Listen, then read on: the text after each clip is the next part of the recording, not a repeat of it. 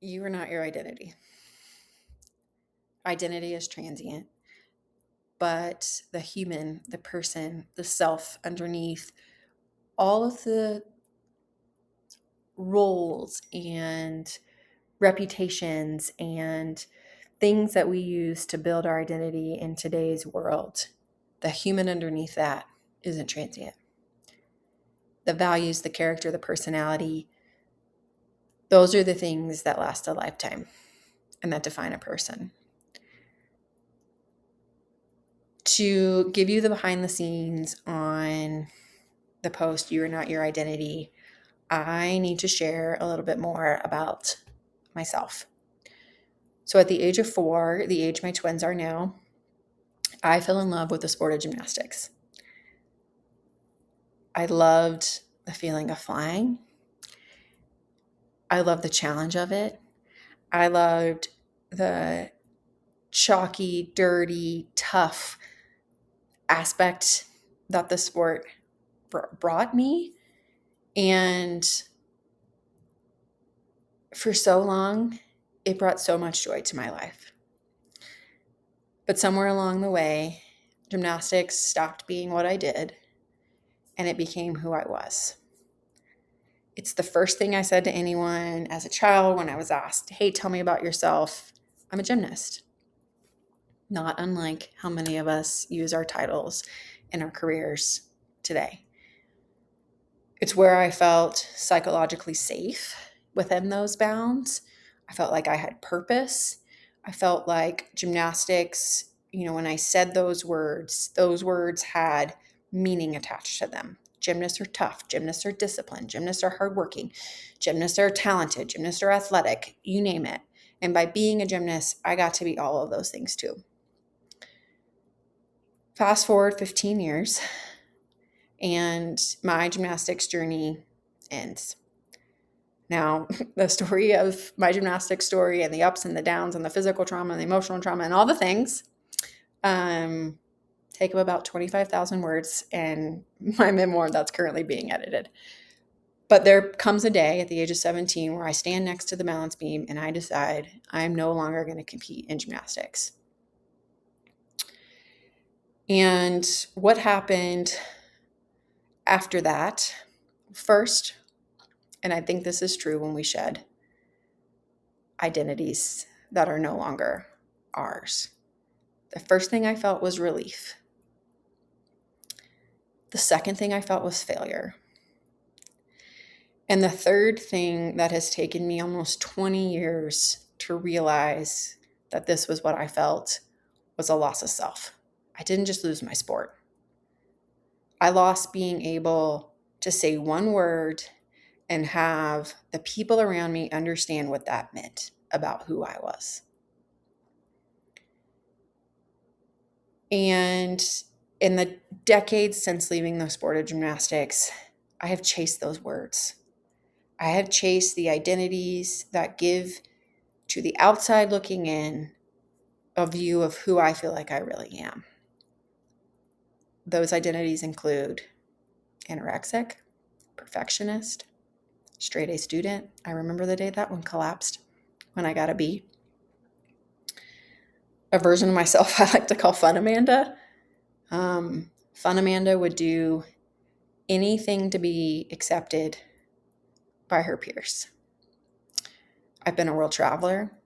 I've been a CrossFit athlete. I've been a consultant and then a consulting partner. I'm a parent. The roles we have in our lifetime will evolve forever and ever and ever. They'll never stop changing. We'll either be forced out of them,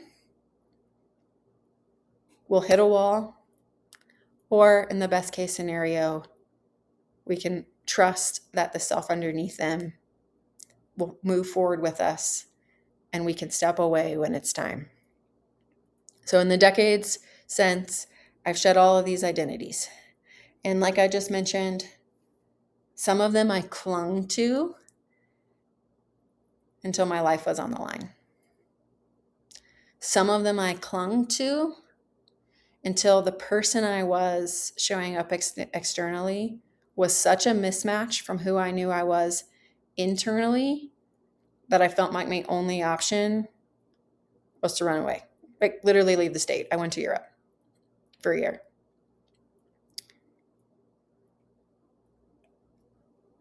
And what started to change that for me was trying to identify who I was in the quiet. Behind closed doors, no one watching, no Instagram, no Facebook, no LinkedIn. Who am I? And that's a hard question to answer. For me, I found 4 words. And when I gave myself the space, those 4 words came surprisingly naturally. And they're the same 4 words that I closed all of my written posts with: honesty, humility, kindness, and strength. And I started to measure my days by, was I honest? Was I humble? Was I kind?